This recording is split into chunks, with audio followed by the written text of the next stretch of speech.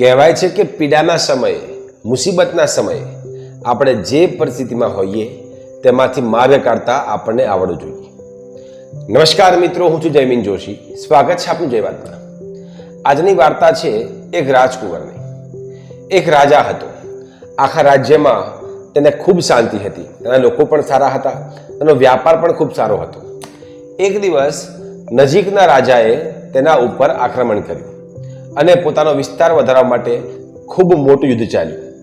જે રાજા પોતાના સૈનિકોનું સન્માન કરતા હતા, તેમને પ્રેમ કરતા હતા, પ્રજાને પ્રેમ કરતા હતા, તે રાજા ખૂબ લડ્યા. પરંતુ બીજા પ્રદેશમાંથી આવતો રાજા એટલો બધો ક્રૂર નીકળ્યો કે તેણે રાજાને મારી નાખ્યો.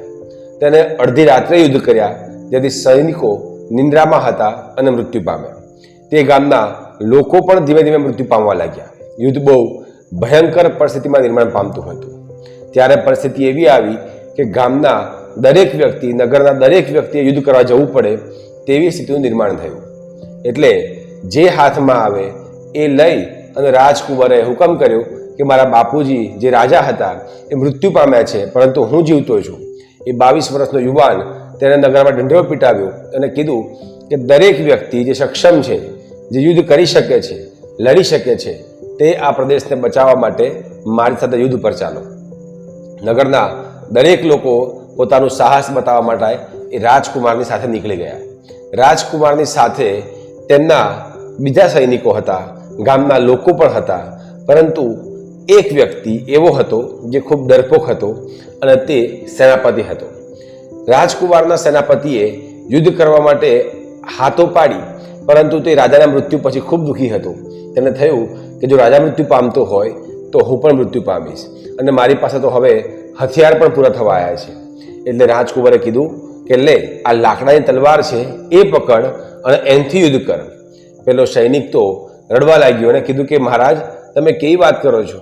આપણા મહારાજ આટલું મોટું ભીષણ યુદ્ધ લડ્યા, તે આટલા અનુભવી હતા, તે છતાં એ સાચી તલવારથી અને ભાલાથી લડ્યા તો પણ મૃત્યુ પામ્યા. તો આ યુદ્ધમાં આ લાકડાની તલવાર શું કરશે? રાજકુમારે કીધું કે ગમે તે થાય, અત્યારે જે પરિસ્થિતિ છે એની અંદર આપણે યુદ્ધ કરવાનું છે. મુસીબતના સમયે એક નાનો પથ્થર પણ હથિયાર બની શકતો હોય છે. તું ચિંતા ન કર અને આ લાકડાની તલવાર લઈ અને યુદ્ધ કરવા માટે ચાલ. તે રાજકુમારની સાથે ગયો તો ખરો, પરંતુ ગભરાટના મારે તેને હથિયાર મૂકી દીધા અને સામેના રાજાના પગ પકડી લીધા. રાજાને લાગ્યું કે આ તો કોઈ મૂર્ખ અને ગાંડો વ્યક્તિ છે, એટલે તેને છોડી મૂક્યો. તે ભાગતો ભાગતો નગરમાં જતો રહ્યો. તેને પોતાની તલવાર હતી લાકડાની, એ ત્યાં જ ફેંકી દીધી હતી.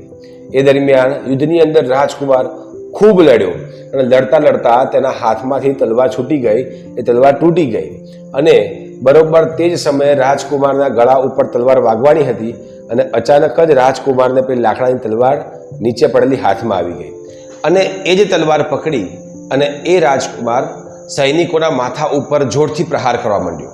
ક્રોધે ભરાયેલો, ઉશ્કેરાયેલો એ રાજકુમાર જેટલા પણ યોદ્ધાઓ તેની સામે લડવા માટે આવ્યા એ દરેકના માથા ઉપર જોર જોરથી એ લાકડાની તલવાર મારવા માંડ્યો અને સૈનિકોના માથા વધેરી નાખ્યા.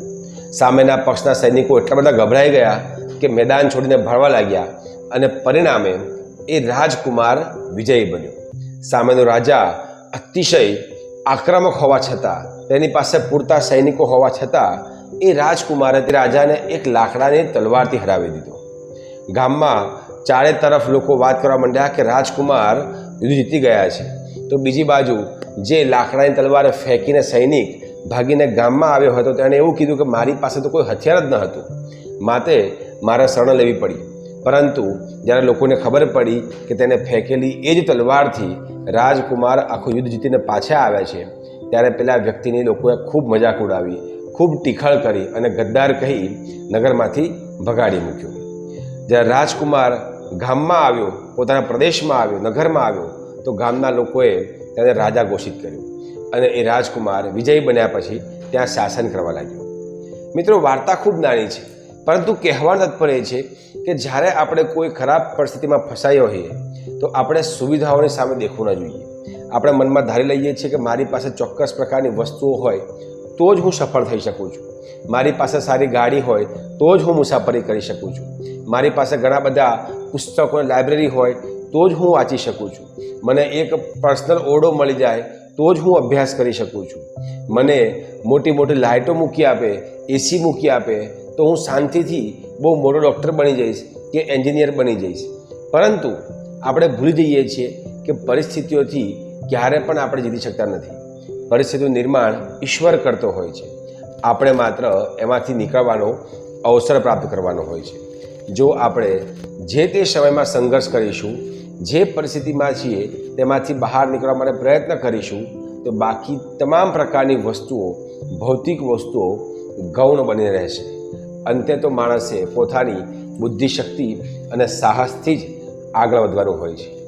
પોતાના સાહસ ઉપર અભ્યાસ કરો, પોતાના મનને ઉજાગર કરો અને પોતાના કામમાં એટલા બધા પરોવી જાય કે તમારી તમામ પ્રકારની ભૌતિક વસ્તુઓ તમને એકદમ નાની લાગે અને તમે ખૂબ પ્રગતિ કરી શકો. આવી જ નવી વાર્તા અને નવા સંવાદ ફરી મળીશું. ત્યાં સુધી નમસ્કાર.